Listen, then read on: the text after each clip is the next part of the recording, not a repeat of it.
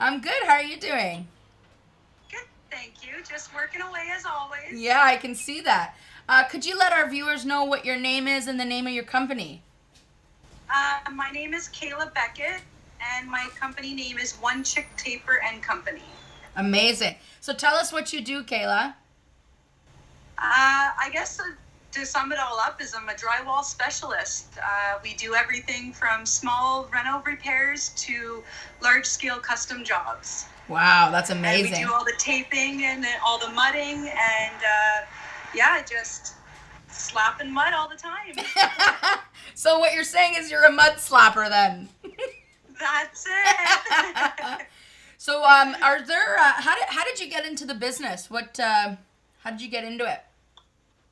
I went to college at Algonquin College for wood tech manufacturing in the beginning, and I did drywall on the side because some of the guys that I knew from college, they did like part-time jobs and stuff. Uh-huh. And basically, I started just doing drywall after classes and on the weekends. And then after college, it just kind of turned into a full-time job, and they just kind of offered me more money than what I even went to college for. So Awesome. after spending all that money on college, I ended up in the trades anyways. Isn't it great? It's so funny how that works out, huh? It really is. Yeah. So when you were kind of making that transition, what do you find that changed the most for you? Like what you were going to school for versus what you're doing now? It was very similar actually, because even in the class of 300 students that I was in, there was only 3 females in the entire class, and I was actually the youngest female in the class. And it was more or less there was one other girl, I think she was 4 years older than me, but she went through the program a few other times before that, or a few different other programs before she landed into this program. Wow. And basically it was the same thing, even during like the process, classes, shop classes, high school to college, same thing. I was like one of the very few females that attended like literally all the different classes and shop classes. And so What it was was just that a like? pretty easy transition for me. It didn't take any time at all for me to switch career paths. Oh, that's so cool. What was being in school like with being the only few girls? It was actually quite difficult because a lot of the male professors, they spoke really fast, and when you do ask them to try to slow down a bit because you can't take notes and stuff as fast, they actually start drawing pictures over their notes. So then you're like trying to like really baffle, trying to figure out why, being a woman in the class, they can't just help you out that little extra when it comes to that stuff. Like, I understand we want to be treated as equal, but let's face the facts. We're female. We're not males. Right. So when you were in school, do you find that they would in fact treat you a lot differently than they did the males? Yes, they did. Basically, they had no mercy on us. And even on the other guys, they gave them even a little bit more special treatment. And like, I'm not saying that I'm like the greatest person out there, but we all needed that extra little help along the way.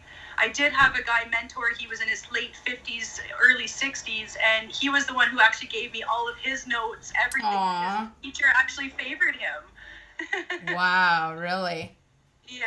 I guess with women and men alike, we all experience difficulties, but a woman in a male-dominated field experiences way more, I think. And we have so much more to prove, I would say, right? Like, it's like we're almost forced to work harder. Yeah, as I say it, we work 10 times harder to prove we're half as good as any male. Yeah. But once you prove it, you're actually, as I say, you're actually kind of above that, You're no longer, just a male or a female. You're actually just a tradesperson on the job site. Wow. Yeah, that's an excellent point. So what's your inspiration? Like, who inspired you to get into this line of work? Well, my dad just was the main man in my life that inspired trades generally. He's a carpenter. Cool. And he does floor installing and trim and doors and stuff like that. And so I used to help him as I grew up. And then it was just always kind of a thing that I wanted. I experienced different things in high school. I took auto shop class. I was the only girl in my 4 years in that class. I took wood shop class. I took metal mechanics. I was the only one in metal mechanics shop class. So one of my teachers, Mr. Ferguson, he was actually like my inspiration to kind of stick with it no matter what happened, right? He was a teacher that kind of had my back through it all. Oh, that's awesome. So when you do you actually do the boarding yourself as well, or do you just do the taping? I do minor boarding. I try to stay away from that. I'm more of a professional taper, and I lucked out very good. I married my boarder and my framer, so so I don't really have to, really do the board myself. Like I can do it. I do help him out sometimes, but my profession is more taping. I do small patch repair work. I'll throw up a couple sheets of board if just instead of him having to come out to the job. Yeah. But when it comes to the big customs and big cathedrals, like I let him do the work because that's his specialty. Yeah. Oh, that's super cool. So when the framer goes in, do you find that like after the framework gets done, after the drywall, are you mudding a lot of kind of imperfections, or do you start with kind of the best so you're built a good foundation to work with? My husband's actually a really good boarder. Sometimes I don't always get lucky, and I don't always follow him either because there's so much out there, right? We have a few other crews that we work with as well, like it's just basically like it's me and a couple tapers who do the job myself, and then we just let the guys basically do their job.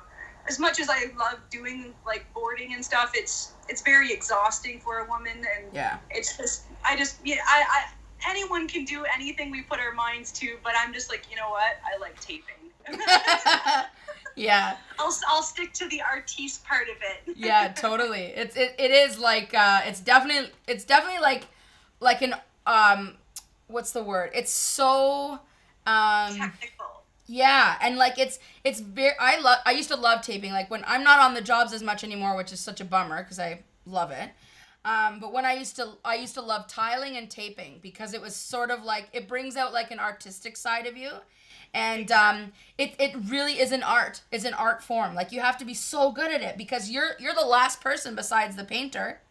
And if the taping looks like crap, the painting looks like crap or shit or whatever. And it's like I always found that to be one of the most important elements of the job is just making sure and perfecting that mudding, because after that it's like a horrible ripple effect. That's right. I always tell homeowners, and some people, they always put the tapers kind of at the bottom of the barrel, and everyone's like, oh, anything could be touched up. And I'm like, but the thing is, they don't understand is the only thing that's blocking a homeowner or anyone from seeing my work is a coat of paint. Yeah. If that natural light shines on that wall on the wrong way, you can see everything. Everything. And if you're a bad taper, you will see every scratch in that wall. But that's why. There's differences of different levels of tapers. There's production tapers, there's reno tapers, and then there's all around skilled tapers that can do a little bit of everything, right? Yeah. Oh, wow. I didn't even know that. That's cool to know. So when you, what was I going to say?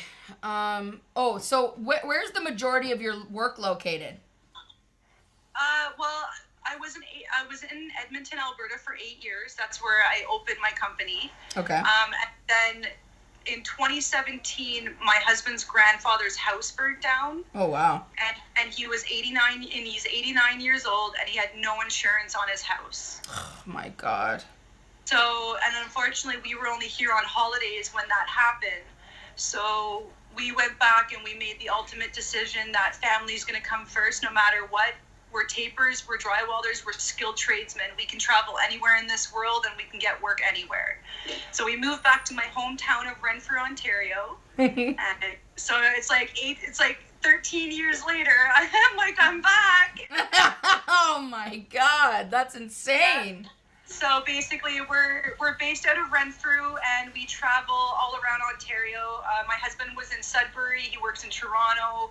I work a lot in Calabogie for a couple different builders here. I try to stay a little bit more local, so I'm not traveling as much. That's why I've been starting to pick up a little bit more renos than I am like full projects. Yeah. But it's great to be a diverse taper so that you can switch no matter, you don't have to do just big houses. You can pick up small renos. I can scrape off popcorn ceilings, do level 5 on ceilings and everything. So cool. Man, I wish you were closer. It would be just the perfect little relationship. Like, you know, we would board, you would tape. It'd be so great because I It find would like be. it's just so hard to find someone who's a good taper, right? It's like, you know, and being now behind a desk or whatever you want to call it is like hard for me because I see that our jobs have a certain requirement, and it takes me a good 2 to 3 people before I find a good finisher. But Yeah.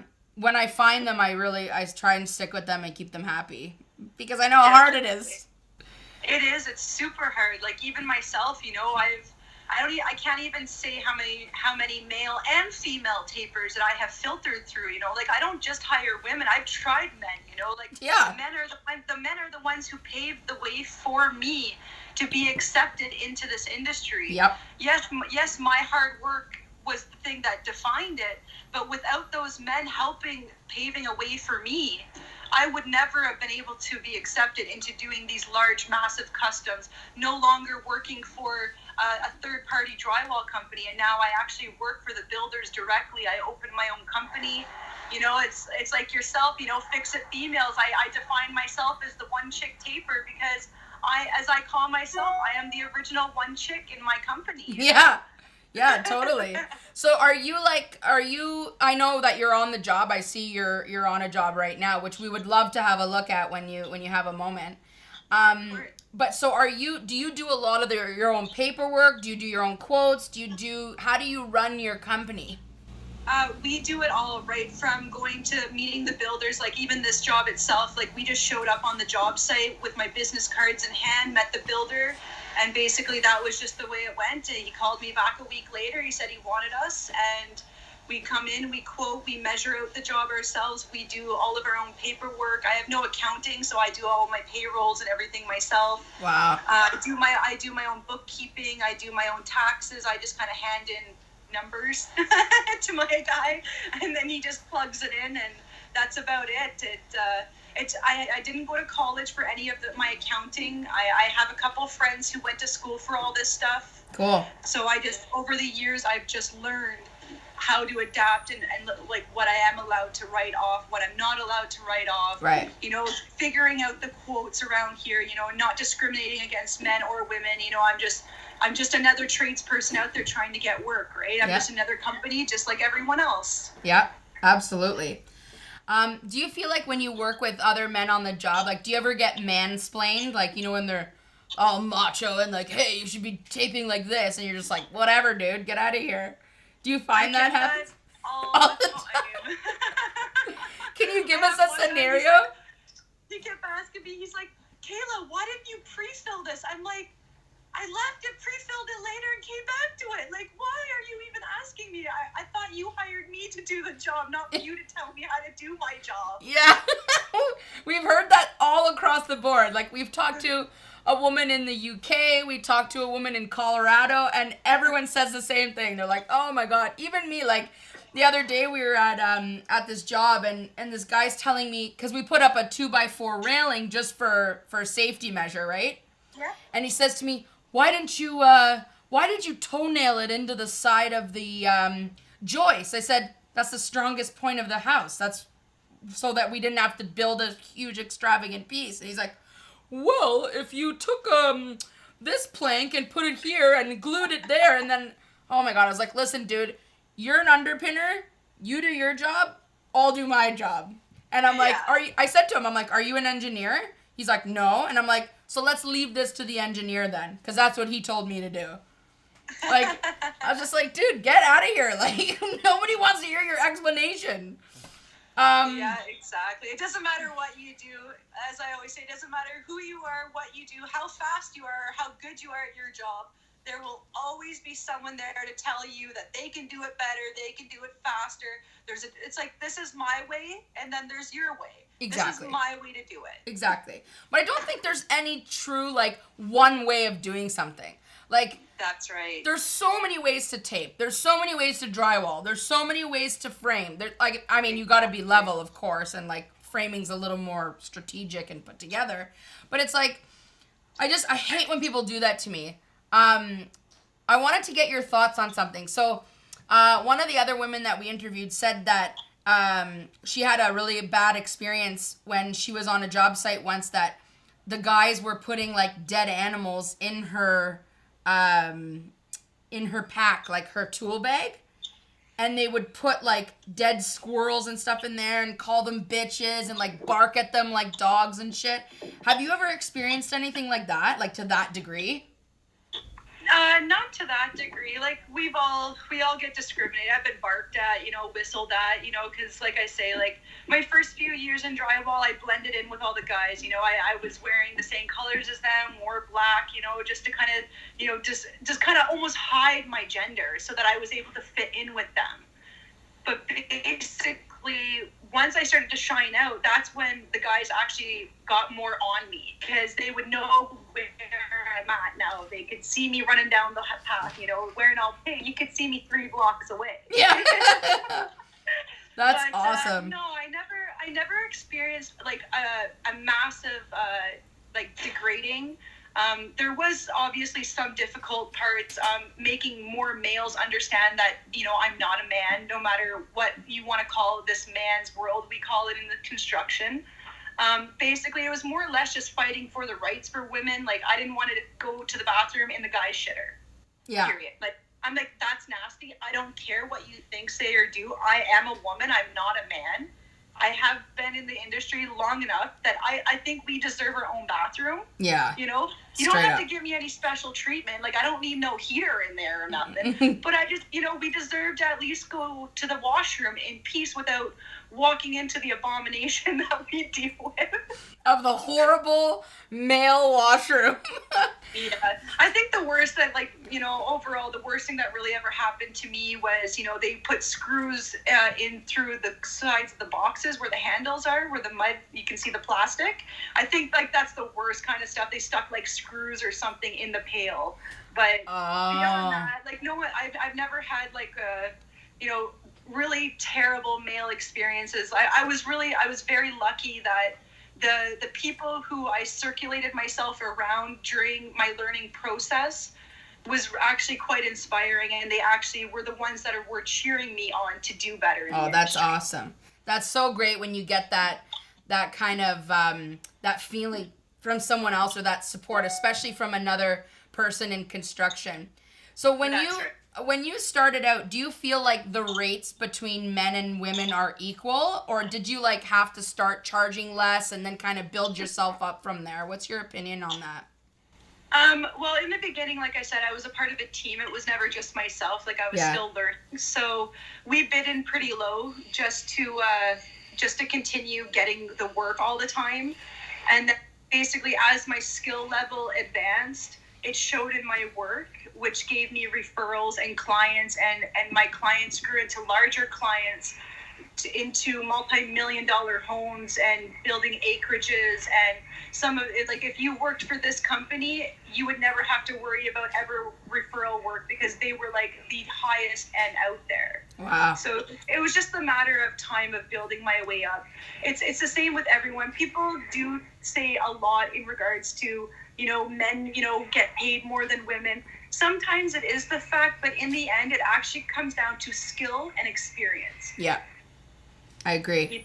I can walk into any job and tell them I have 20 years experience or 13 years, but the biggest thing is putting your money where your mouth is. Yeah, totally. You want that big money? Well, show me that you're worth it, right? Yeah. And I, by the sounds of it and looks of it, because we follow you on Instagram and we'll continue to support you in your journey. And by the looks of it, it looks like you're doing some pretty massive jobs, and it's so amazing to see that. I'm so inspired by you, and I think you're awesome, and it's so great to see what you're doing out there.